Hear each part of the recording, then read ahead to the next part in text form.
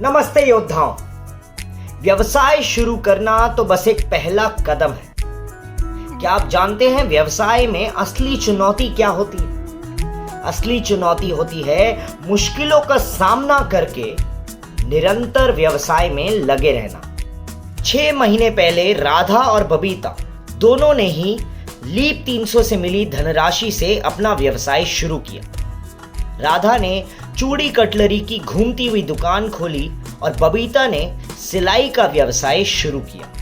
लेकिन कुछ ही महीनों बाद दोनों की स्थिति में जमीन आसमान का फर्क था। राधा कम से कम 12 से 15 हजार हर महीने कमाने लगी, वहीं बबीता की कमाई कभी 5-6 हजार रुपए से ज्यादा नहीं हुई। ऐसा क्यों हुआ?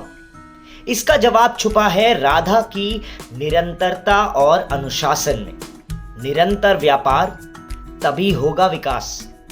राधा रोज बिना किसी बहाने से गांव-गांव जाके अपनी दुकान खोलती थी। कभी बिक्री कम या ना होने के बावजूद भी उसने अपनी दुकान खुली रखी। ग्राहकों को भरोसा था कि चाहे बारिश हो या सर्दी, राधा दुकान पे नियमित समय पे पहुंच ही जाएगी। इसी वजह से उसकी बिक्री और ग्राहक दोनों बढ़ते गए। वहीं दूसरी तरफ बबीता काम नहीं होने पर निराश होकर अपनी दुकान बंद कर देती थी। कभी उसकी मां उसे मैके बुलाती थी या कोई सहेली बाहर जाने को कहती थी, तब भी बबीता बेझिझक अपनी दुकान बंद कर देती थी। उसको लगा इतनी मेहनत से व्यवसाय शुरू किया है तो इतनी आजादी तो बनती है। लेकिन इसी वजह से बबीता के ग्राहक उस पर भरोसा नहीं करते थे और वो किसी और से सिलाई करवाने लगे। बबीता को ग्राहक छूटने का कारण समझ ही नहीं आ रहा था।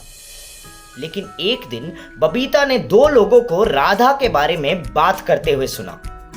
वो कह रहे थे कि उन्हें कोई भी सामान की जरूरत हो तो वो राधा की दुकान में पहुंच जाते हैं, क्योंकि उन्हें भरोसा है कि राधा अपने बताए हुए समय पे दुकान पर जरूर मिलेगी। बबीता को एहसास हुआ कि उसकी दुकान का कभी बंद और कभी खुला होना उसके व्यवसाय के लिए बहुत बड़ा नुकसान है। तो उसने भी ठान लिया कि अब से चाहे कुछ हो जाए वो भी रोज अपनी दुकान खोलेगी। कुछ दिन बिक्री कम होने पर भी बबीता ने हार नहीं मानी। नए ग्राहक ढूंढे, कुछ पुराने ग्राहक भी लौटे। धीरे धीरे बबीता की कमाई फिर से बढ़ने लगी। यही है असली योद्धा की पहचान। मुश्किल समय में भी आपको डटे रहना है, रुकना नहीं, क्योंकि निरंतर व्यापार तभी होगा विकास। लीप 300, आज साहस, कल सफलता।